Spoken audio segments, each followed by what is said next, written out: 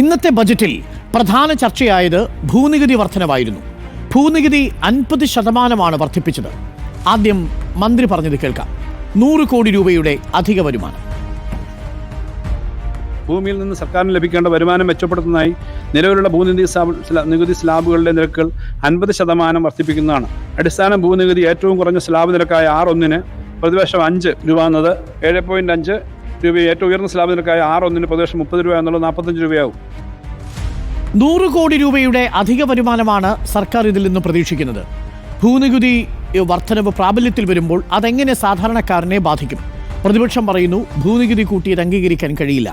അങ്ങനെയാണെങ്കിൽ എത്രത്തോളം ഭൂനികുതിയാണ് കൂട്ടിയത്? സാധാരണക്കാരായ പ്രിയപ്പെട്ട പ്രേക്ഷകരെ എങ്ങനെയാണ് ഭൂനികുതിയുടെ വർധനവ് ബാധിക്കുക? നമുക്കൊന്ന് വിശദമായി പരിശോധിച്ച് വരാം. നിലവിൽ ഇതാണ് ഭൂനികുതി വർധനവിൻ്റെ ഒരു ചാർട്ട്. ഞാനിത് R എന്നുള്ളത് റവന്യൂ ഭാഷയിൽ പറഞ്ഞാൽ ഒരു R എന്നുള്ളത് ഏകദേശം 2.47 സെൻറ്റിന് സമാനമാണ്.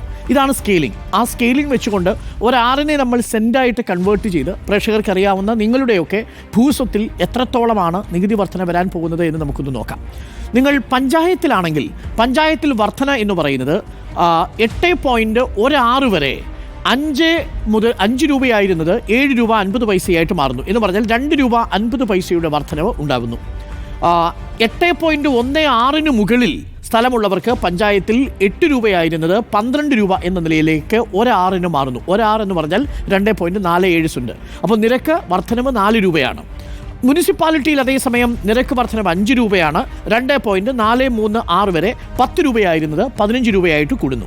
മുനിസിപ്പാലിറ്റിയിൽ തന്നെ 2.436 മുകളിൽ 15 രൂപയായിരുന്നത് 22 രൂപ 50 പൈസയായിട്ട് മാറുന്നു.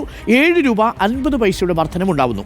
കോർപ്പറേഷനിൽ 1.626 വരെ 20 രൂപയായിരുന്നത് 30 രൂപയായിട്ട് മാറുന്നു. ഒരാറിന് 10 രൂപയുടെ വർധനവ് ഒരാറിനുണ്ടാകുന്നു.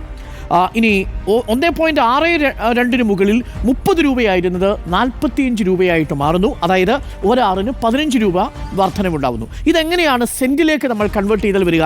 നിങ്ങൾ പഞ്ചായത്തിലാണെങ്കിൽ ഒരു സെൻറ്റിന് നിങ്ങൾ 20 സെൻറ്റിൽ താഴെയാണ് നിങ്ങളുടെ ഭൂമിയെങ്കിൽ 1 സെൻറ്റിന് 1 രൂപ എന്ന നിലയിൽ മാത്രമാണ് ഒരു വർഷം നിങ്ങൾ അധികം നൽകേണ്ടത്. എന്ന് പറഞ്ഞാൽ 20 സെൻറ്റുള്ള ഒരു പഞ്ചായത്തിലെ ഒരു സാധാരണക്കാരായിട്ടുള്ള പ്രേക്ഷകൻ 20 രൂപയാണ് ഒരു വർഷം അധികമായി ഭൂനികുതി നൽകേണ്ടത്.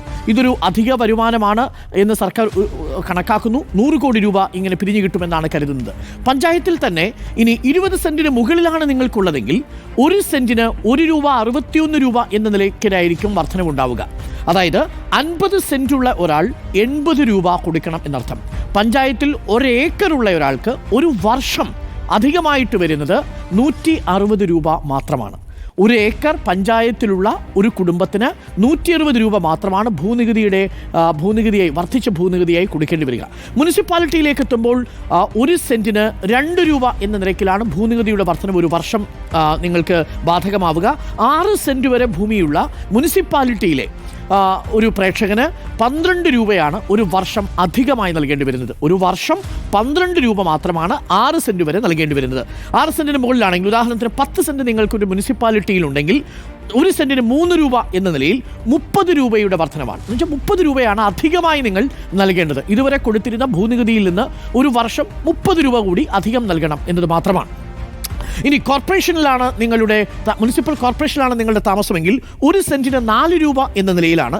4 സെൻറ്റ് വരെ 16 രൂപ. 4 സെൻറ്റിൽ താഴെയാണ് നിങ്ങളുടെ കോർപ്പറേഷനിലെ ഭൂമിയെങ്കിൽ നിങ്ങൾക്ക് 16 രൂപ മാത്രം ഒരു വർഷം കൂടുന്നുള്ളൂ. ഇനി നിങ്ങൾ 4 സെൻറ്റിന് മുകളിലാണെങ്കിൽ സെൻറ്റിന് 6 രൂപ എന്ന നിലയിൽ വർഷം നികുതി കൂടും. അതായത് 10 സെൻറ്റ് നിങ്ങൾക്കൊരു കോർപ്പറേഷനിൽ ഉണ്ടെങ്കിൽ നിങ്ങൾക്ക് 60 രൂപ കൂടുന്നു എന്നർത്ഥം.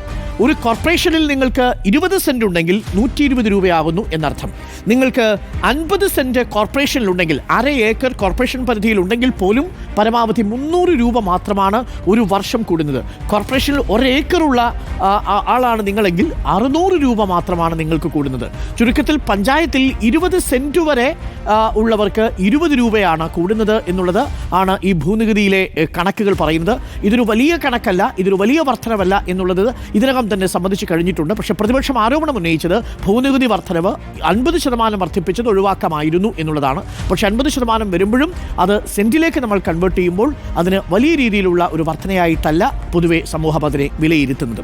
ഇതാണ് ഭൂനികുതിയുമായി ബന്ധപ്പെട്ട വിഷയത്തിലെ ക്ലാരിഫിക്കേഷൻ.